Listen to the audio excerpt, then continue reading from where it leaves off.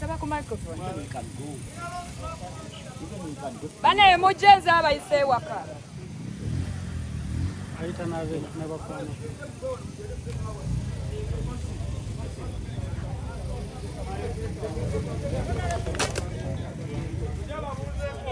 Mujeba buze ko siekitese wano.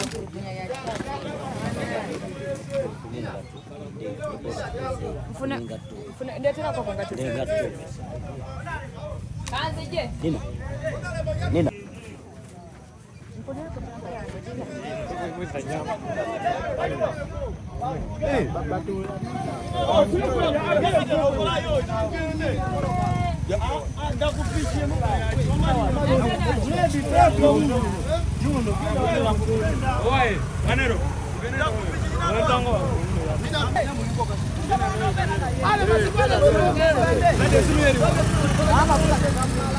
Kati nyimba kati za byobufuzi.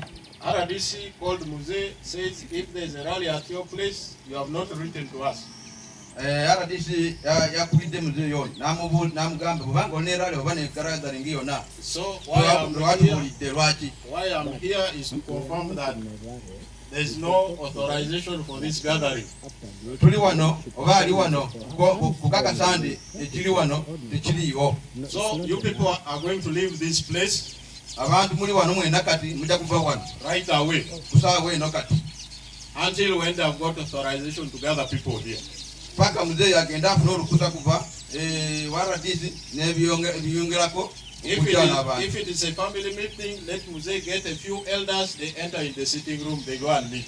Mubanga bino bya family mwana kujja kulaba kubakatebe Muze ne family ye bagende mu nyumba. The rest of you have come from other places, leave this place immediately before we use abavudde bweru abatali ba family eno mutandikirewo katikati kwe twogera. That's the end of my communication. DJ, switch off the system. Umuna bidongo yakwe bidongo. If you switch off, it will be confiscated. Adali wa wano akwate kuba koleki. Everyone leave this place right away. Right away, I've said let everybody leave the place. Bidongo byako bidongo. Mulimu akwate liye switch off the system. Never. Switch off the system and pack the music.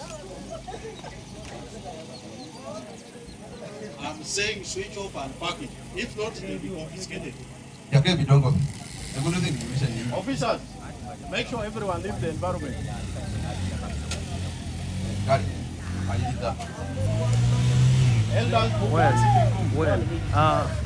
Omulabi yenna tulaba omuyimbi ate nga amanyibwa nga Nina Roz.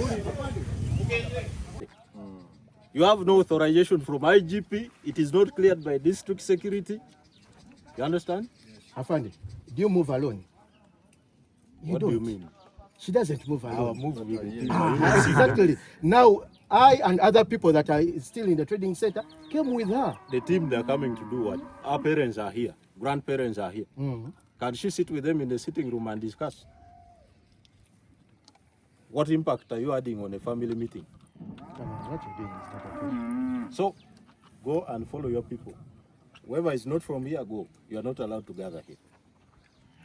There's no permission from IGP clearing you to be here.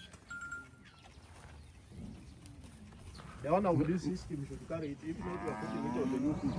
Where is it? And the chiwe they were gonna be you don't need to confiscate now. Where come? Mama, no, but Mama.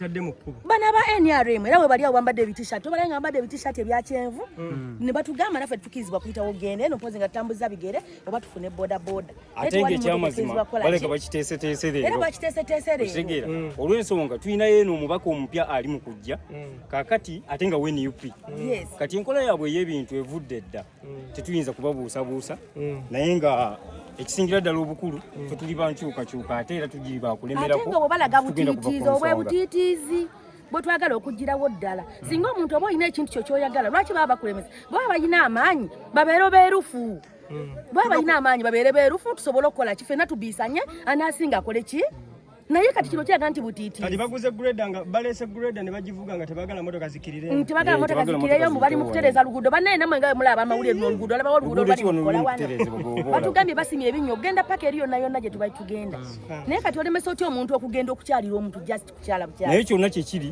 ati tugenda tambula paka tugenda kutambuza ebigere mpaka lwe tunaatuuka bwidde bagamba nti omubaka agendera ku boda boda bamuganye emotoka yo kuyita emotoka yera bamuganye aganiddwa naye ate bebadde bambaziza ebitishati bya yero benyinyi ne babigyemu ate ne bamuvuga paka waka so kakati naffe mu maanyi ago ag'ekitalo gye tugenda kati ew'omubaka era tuli kutambula saawa eno tukola ki tugenda kutambula waliwo mayiro ziringanya ne tujja zitambula waliyo tujja bayitako kuba tetulina musango tulina musango ng'omulaba ayambadde ebitishati bya yero nange bwe nyambadde ovulo yange eno eya red sirina musango gwonna gwonna ate ndi munnayuganda n'abantu benyini mukatundu bwenyini wetuweteera okumanya bannanga abantu bano balina efugabbi babalemeseza okweyagalira ewaka waabwe babagaziza amaduuka babakiisa ekimotoka kati abantu bawaganya mu nkuubo z'amayumba g'abantu mwe balina okuyitira tebabakkiriza kuyitawo wano waka waffe wano waka waabwe kati waba kikoledde nga situlanda kutuuka mu n'abatuuze benyini baabano bali mu batiisatiisa mukampeni kigenda kubeera kitya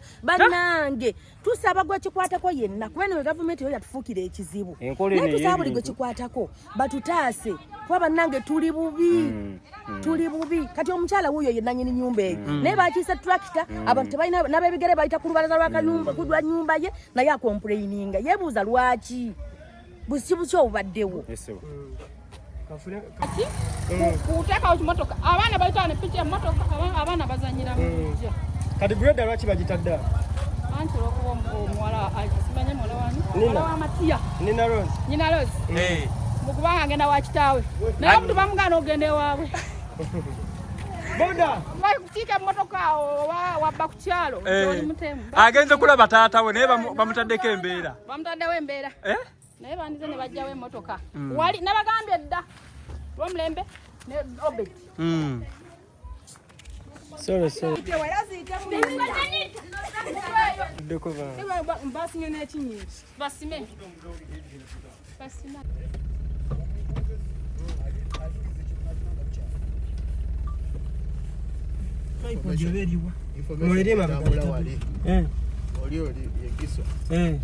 yegiso mutuule bannaye agamba